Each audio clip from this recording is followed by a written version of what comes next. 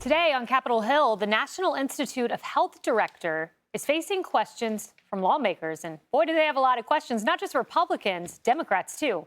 This comes just one day after shocking testimony from a former advisor to Dr. Anthony Fauci that stirred up new questions about a potential COVID origins cover-up. Hello, everyone. This is Outnumbered. I'm Kayleigh McEnany. Here with my co-host, Emily Campagno. Also joining us, Fox News Sunday anchor and Fox News chief legal correspondent, Shannon Bream, Fox News contributor, Lisa Booth, and Fox & Friends' first co-host, Todd Pyro. Well, more than 1.2 million Americans lost their lives to COVID since 2020. Families torn apart, businesses shuttered. The day-to-day lives of Americans dramatically altered, probably yours or some of your friends, some of your family. People couldn't even attend their own loved one's funeral.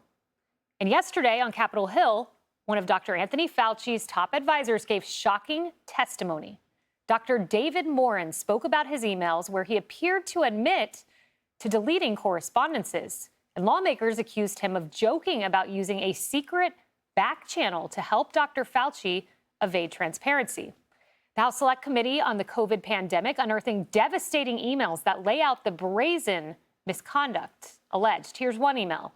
Morens reveals he got help from the NIH's Freedom of Information Act office to bury records. Quote, I learned from our FOIA lady here how to make emails disappear after I'm FOIA'd, but before the search starts. So I think we are all safe. Plus, I deleted most of those earlier emails after sending them to Gmail. He must have forgotten Hillary Clinton, the email saga, BleachBit. I don't know where he was during that. He even goes on to repeatedly warn colleagues not to send emails to his NIH email and instead use his personal one. Here's another where he seems to directly implicate Tony Fauci and the deleted email scheme. Fauci, quote, is too smart to let colleagues send him stuff that could cause trouble. All this while the pandemic was still raging across the country and the world. But when questioned about using his own email, Fauci's right-hand man said he was just joking. You asked, do I get a kickback? Too much? Would you like to explain? That's typical black humor between people like Peter and me. All of this stuff was a bunch of snarky jokes. You're editing things, letters that he wanted to send to NIH. You did all that on personal email, correct? I don't remember, but if I did, I shouldn't have done that. That's wrong. So you're going to joke about back channels to Fauci and about misspellings on queries. That's a joke.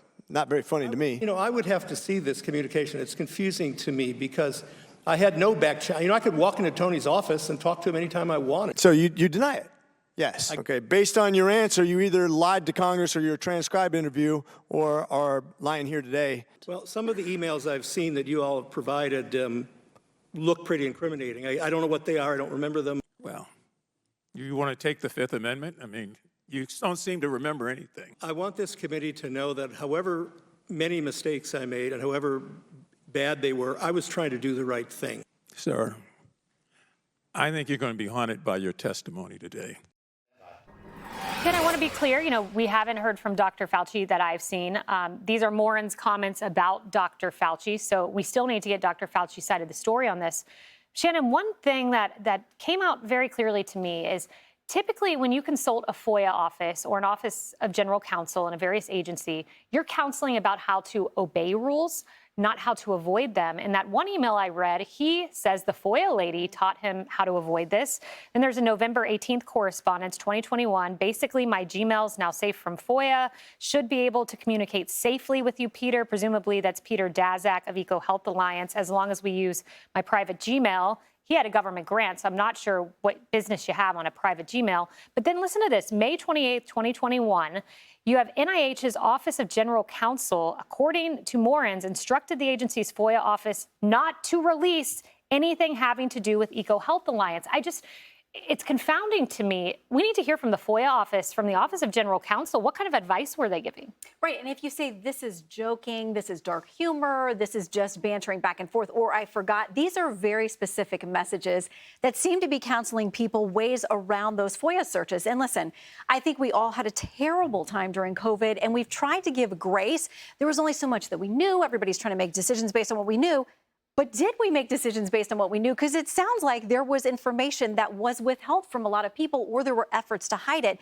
People lost livelihoods, their military careers, their jobs as first responders, all kinds of things, because we were relying on what we thought we knew at the time. But it sounds like, at least there's the appearance that there was more going on with these folks than we knew about. And I think we have a right to know. I think a lot of people, it was such a terrible period. They're ready to move on and get on with their lives. But there are some lawmakers, and you saw it was bipartisan there on the Hill, who said, I'm not buying what you're selling. There's a whole lot more we need to know about that period.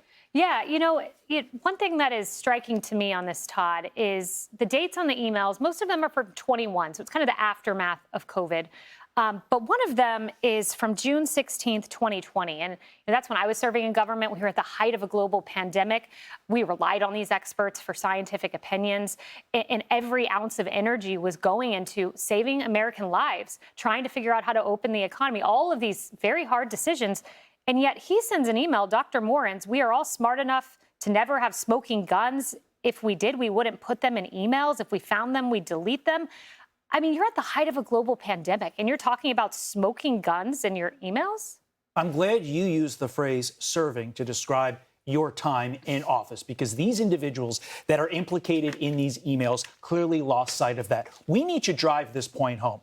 FOIA, Freedom of Information Act, codifies our right as American taxpayers to the information our government is utilizing to conduct its day-to-day business, save for very, very specific exceptions with regard to national security. This is our information. This is the same thing as if we have a bank account and these individuals took that money because they just do that thing. And the fact that there is somebody in the FOIA office whose job is to help circumvent the FOIA rules is extremely troubling. This is our information. We have a legal and American right to that information. And this is just another example of a federal bureaucracy run amok with individuals who don't realize that they serve us, they don't serve themselves. And oh, by the way, to your larger point, we were in the middle of a pandemic. People were dying. People needed information. And the fact that this June 2020 email underscores that these people are already CYAing themselves and not focused on your grandmother, your grandfather, your father, your mother. That's not their mission, and that is sad. And Emily, I want to try to give it a charitable interpretation, or at least I tried when I first read the story, because, you have Dr. Morens, he has a Gmail, he has his government account. He can't control who sends what to what email. He's busy, maybe he sends an email there that he shouldn't, but then there's a mechanism in which you can send it to your government account, then it becomes a government record. I tried every way I could to think about a charitable interpretation here, but it's the intent to evade FOIA as in his emails coordinated with the FOIA office. It doesn't seem to be a one-off, an accident, but almost like a scheme. And to that point, I think when we heard his testimony on the Hill, where he said it was a mistake and talked about essentially the application of that charitable construction that you kindly extended to him, the reality is that's not what was put in black and white in those emails. So how else are we to interpret this as anything but a scheme? And in fact, he said that he was trying to protect Fauci and Peter Daszak and Francis Collins. What about protecting the American people? As a reminder, you guys, Dr. Fauci was the highest paid employee in our government. He made almost $500,000, more than the president of the United States. And you contrast that, what about the owners of Max Public House here in New York, who had 25 criminal summons for them to shut down their bar that was operating during the pandemic? Shut down their liquor licenses. Spiffy's restaurant in Washington State, they had to shut down permanently a family-owned, livelihood-producing restaurant because they couldn't keep up with the COVID fines. There was a draconian application of what was coming out of those people in leadership positions that impacted millions of people permanently. Yes, the deaths, the horrible deaths and isolations where family members were not able to say goodbye. And they shut down the wielding of the government in a criminal and a regulatory manner that led to the destruction of so many livelihoods, so many family-owned businesses for a long time. And these people were earning our tax dollars at the time. I say that lightly. So the reality I'm looking forward to now is learning what that accountability looks like, because the accountability for Americans who were going through that time, that novel time, they were not given any generosity whatsoever. The only place I will disagree with the couch and what has been said so far is we did know better. But the media chose to ignore the truth tellers and instead listen to liars like Dr. Fauci. You had people like John Ioannidis at the beginning of the 15 days to slow the spread, that we were basing our information off of bad data and that COVID was not as deadly as we were being told it was. You had people like Jay Bhattacharya and Martin Kulldorff warning that lockdowns weren't working. You had truth tellers out there like Scott Atlas, all these people who faced incredible blowback on their careers, who were telling us truth about vaccines as well. Yet the media chose to listen to liars like Dr. Fauci, and people like me who told the truth were criticized. But I will say, ask yourself, why were public health officials so invested in censoring the lab leak theory? Because we gave money to EcoHealth Alliance, they funded gain-of-function research, and then we had a lab leak. That's why. You can go back to January 20th of 2020 when you had Dr. Francis and Dr. Fauci were receiving emails from virologists telling them that there was a more than 50% chance that this came from a lab. Well, guess what happened? February 1st, you had Dr. Fauci held a teleconference with Dr. Francis Collins and told them otherwise. And then all of a sudden, you have these scientists saying otherwise because they want that grant money from the NIH and from the federal government. All right. Well, be sure to tune in tonight to Hannity at 9 p.m. Eastern Time. I'll be hosting. We have a great show lined up with so many guests. Congressman Byron Donalds, Jonathan Turley, Senator Josh Hawley, all join me. You don't want to miss it.